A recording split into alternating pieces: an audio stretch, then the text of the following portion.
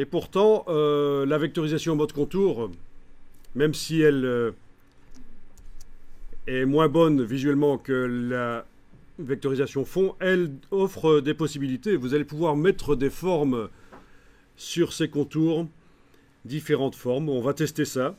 Donc vous sélectionnez, oui, parce qu'en fait il s'agit vraiment de traits. Ça, on n'a pas encore montré, mais si vous allez dans affichage tracé, vous allez bien comprendre la différence. Faites affichage tracé, zoomez, ce sont des traits sans épaisseur, enfin ça sert de support à une brush, alors que de l'autre côté, ce sont des formes. On a généré des formes.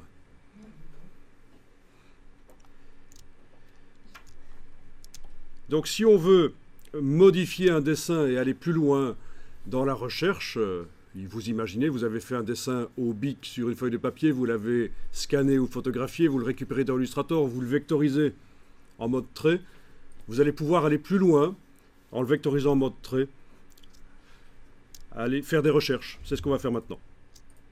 Donc je retourne en affichage aperçu, je sélectionne tout le cheval qui est là au trait, et je vais utiliser la palette des formes. On va aller dans le menu Fenêtre, Formes.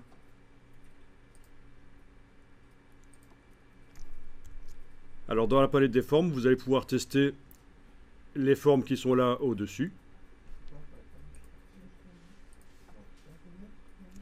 Alors on ne voit pas très bien ce que ça donne à cause de tous les vecteurs qui sont là visibles et aussi le cadre qui est plutôt ennuyeux. On va, avant d'aller plus loin dans la palette des formes, on va se débarrasser de l'affichage des vecteurs. Donc là, le cheval sera toujours sélectionné, c'est obligatoire si on veut travailler sur lui, mais les vecteurs ne seront plus visibles. Et tant qu'à faire aussi, le cadre de sélection autour ne sera plus visible. Alors on y va, on va dans le menu affichage et vous allez demander masquer le contour de sélection. Masquer le contour de sélection. Tant qu'on est là, on va également demander de masquer le cadre de sélection. Voilà. Donc le cheval est sélectionné, mais ça ne se voit pas. Et c'est ce qui m'intéresse, c'est de ne plus voir les vecteurs pour pouvoir vraiment voir ce que ça donne quand je change les brushes. Alors quand vous passez d'une brush à l'autre, vous voyez toujours que ça change?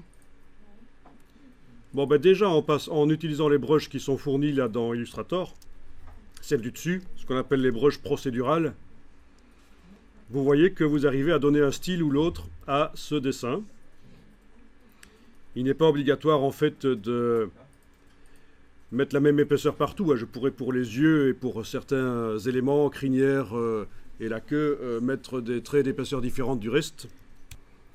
Voilà, vous pouvez appliquer une des formes et puis vous allez double-cliquer sur la forme pour faire apparaître ces options.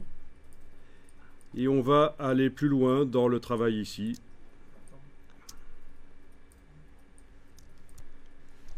Donc là, vous avez la possibilité de faire varier, de faire une brush aplatie et tournée. Donc une broche un peu calligraphique. Avec la case aperçue, vous allez directement voir derrière sur le dessin ce que ça donne. Voilà. Vous voyez la différence? C'est quand même plus stylé comme ça, avec une broche qui est tournée et aplatie.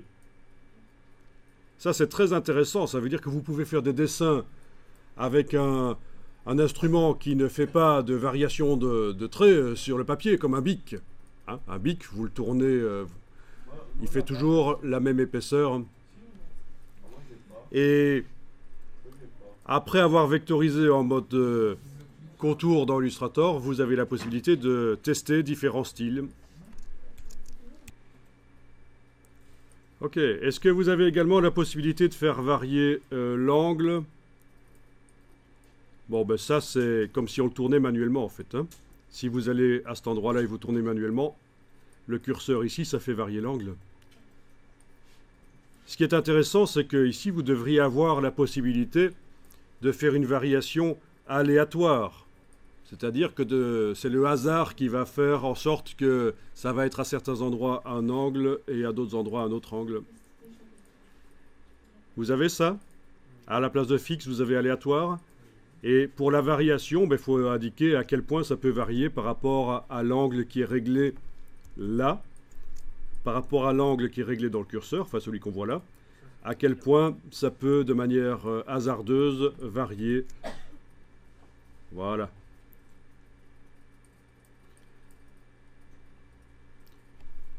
Vous avez la possibilité aussi d'amener de la variation aléatoire sur l'épaisseur du trait. Ici, c'est l'épaisseur, que je peux augmenter d'ailleurs, oui, voilà. La taille, ça donne pas mal. Et si je passe en aléatoire, il va y avoir possibilité d'amener de la variation que je détermine ici. Et donc, certains traits vont être... Voilà, c'est flagrant. Certains traits sont beaucoup plus épais que d'autres. De manière aléatoire, c'est le hasard. Bon, au niveau des variations de taille, c'était peut-être un peu trop, ça. Je vais diminuer. Ok. Juste un tout petit peu. Bon, l'affichage bug un peu chez moi, mais finalement, pas trop longtemps, donc ça marche. Bon, c'est assez génial de pouvoir faire ça, quand même. De pouvoir faire varier le style du trait. Je suis quand même étonné de l'affichage qui bug pas mal, mais bon, ok, on va dire c'est bon. Alors, on clique sur OK, et on va choisir l'option « Appliquer au contour ». Alors, quand je compare... Donc apparemment, dans C6, vous êtes obligé de recliquer sur la forme que vous venez de modifier pour que ça s'applique sur l'objet. Ce qui est bizarre. Mais voilà, si je compare maintenant ma version originale, qui était pas mal, hein, c'était mieux que ce que j'avais obtenu en vectorisant en mode contour. En mode, hein. Mais finalement, le mode contour... J'arrive à m'éloigner du dessin original et à vraiment faire des choses pas mal.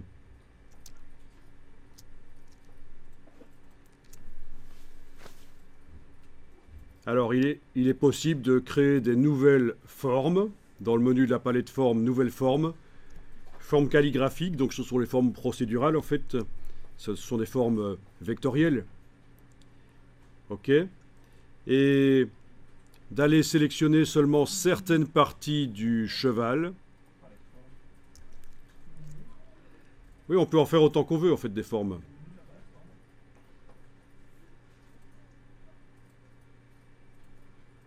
Aller sélectionner certaines parties du cheval, mais pour ça, je vais peut-être devoir demander affichage, afficher le contour de sélection. Affichage, afficher le contour de sélection. Pour voir ce que je sélectionne, en fait, hein. Alors, vous voyez que si on y va avec la flèche noire et qu'on clique n'importe où, ça sélectionne tout. Parce que c'est un groupe. La décomposition de la vectorisation a créé un groupe.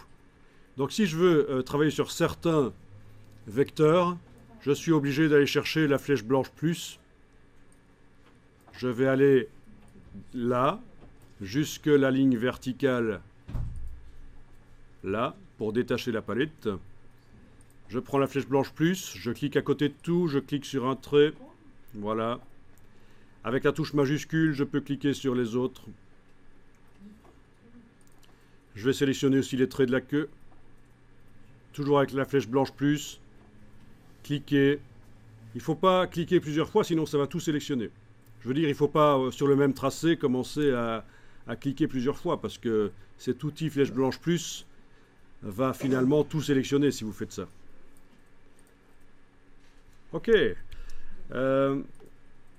Peut-être que celle-là, il ne fallait pas la sélectionner. Majuscule clic, ça va le désélectionner aussi, hein. Majuscule clic ajoute à la sélection, mais on peut aussi enlever.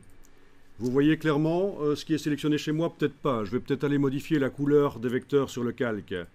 Dans la palette des calques, je double-clique sur le calque. Vous n'êtes pas obligé de le faire parce que vous voyez bien ce que vous faites à mon avis.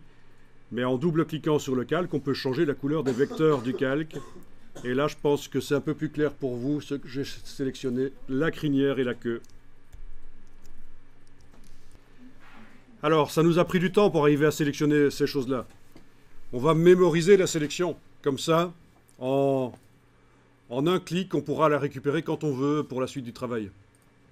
C'est un truc intéressant à connaître, la mémorisation de sélection. Vous allez dans Sélection, mémoriser la sélection. Menu Sélection, mémoriser la sélection. Et cette sélection, je vais l'appeler crinière et queue. Voilà. OK. À partir de là, ce sera très facile de la récupérer. Si je clique à côté, voilà, bah, c'est plus sélectionné. Et je retourne dans le menu sélection. Et qu'est-ce que je trouve en bas du menu sélection? Ben, ma sélection mémorisée. Et je peux aller la chercher. Voilà, les objets qui étaient sélectionnés reviennent.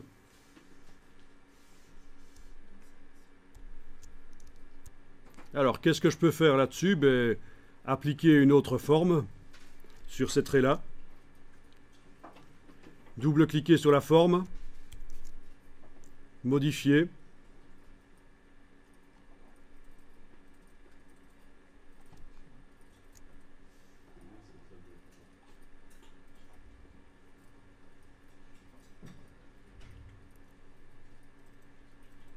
Ça pourrait être intéressant de masquer le contour de sélection dans le menu affichage quand on fait ça.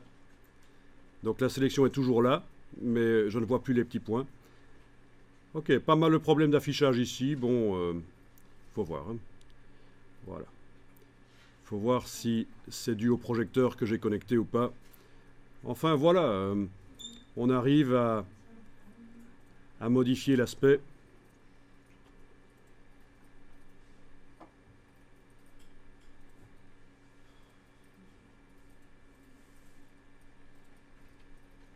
Ok, appliquer au contour.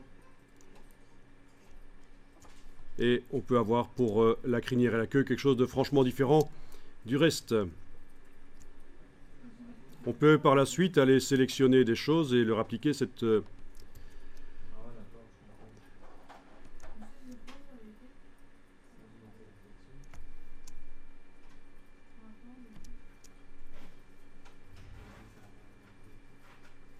Donc on peut aller sélectionner avec la flèche blanche plus certaines choses et leur appliquer la dernière forme que j'ai mis au point. Donc sur la crinière, c'est une nouvelle forme qui n'est pas la forme qui est utilisée par le reste du cheval. Ah oui, parce que si vous essayez d'appliquer sur la crinière, si vous modifiez la forme qui est utilisée par le cheval, forcément, ça modifie tout le cheval. Ok. Vous connaissez les ciseaux derrière la gomme? Qui permettent de couper un tracé. Ici, j'ai un tracé que je peux couper en cliquant sur lui. Et puis aller lui appliquer la forme, la dernière que j'ai faite. Ben oui. Derrière la gomme, vous avez la paire de ciseaux qui permet de séparer un tracé en deux. Et dans ce cas-ci, ça peut vraiment aider.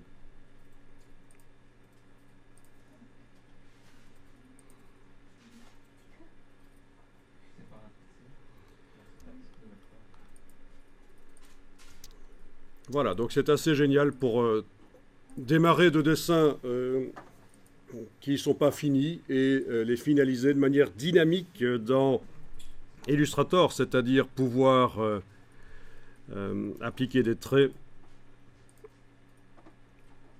Alors la paire de ciseaux, je vais devoir l'utiliser quand même assez souvent. Ici.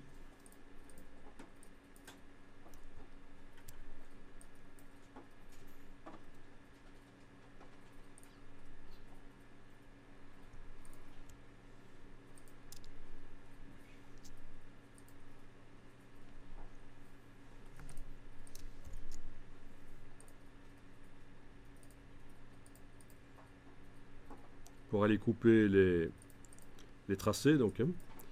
Ok. On va zoomer. On va sélectionner un seul trait, le couper. Celui-là, couper. Je suis obligé de zoomer pour régler ces problèmes d'affichage. Ok, ceci dit, si je demande aperçu avec le CPU à la place de aperçu avec le GPU, il est possible que les problèmes d'affichage ne soient plus là. Parfois, l'aperçu GPU, quand il est disponible sur l'ordinateur, bien sûr, l'aperçu GPU pose parfois des problèmes. Et on est obligé de repasser en affichage CPU. Donc, utiliser le processeur central de l'ordinateur pour faire les calculs d'affichage au lieu des processeurs de la carte graphique.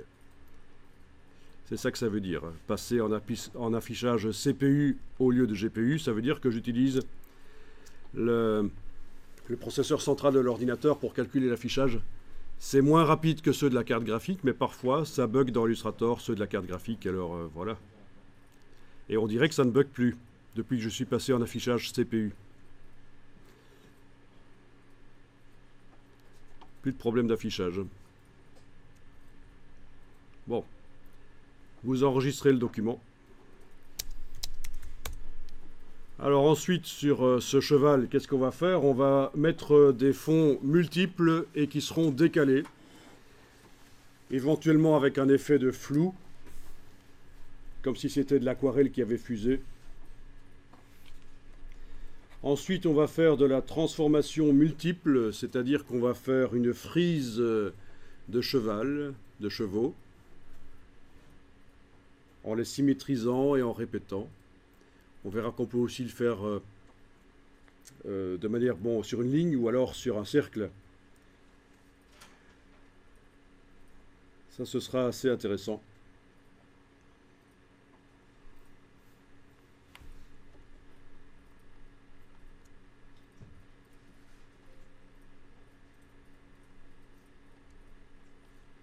Ok.